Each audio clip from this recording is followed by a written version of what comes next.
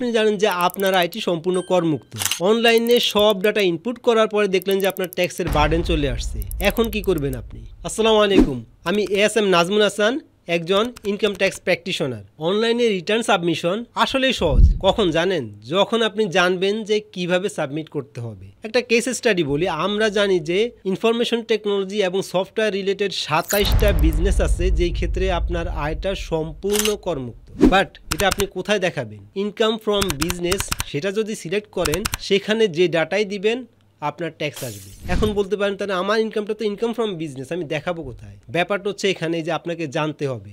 আর আমরা বলি এই জানার জন্য আপনি অবশ্যই একজন কর বিশেষজ্ঞের পরামর্শ নিন। নিজে নিজে যদি ফিল আপ করতে যান, হ্যাঁ হয়তো বা হতে পারে আপনি জানলে ওকে, বাট যদি না জানেন, সঠিক পরামর্শ না নিলে, না বুঝে ডাটা দিলে আপনার যেরকম ট্যাক্সের বার্ডেন বাড়বে, আপনার ঝুঁকিও বাড়বে। তাই ইনকাম ট্যাক্স সংক্রান্ত যে কোনো ধরনের সহযোগিতার জন্য বিজনেস হেলথ কেয়ার আছে আপনার পাশে সব সময়। তাই রিটার্ন সাবমিশনের আগে একজন অভিজ্ঞ আয়কর আইনজীবীর পরামর্শ নিন, যার গাইডলাইন আপনার শুধু ট্যাক্সই সেভ করবে না, আপনাকে রাখবে ঝুঁকিমুক্ত।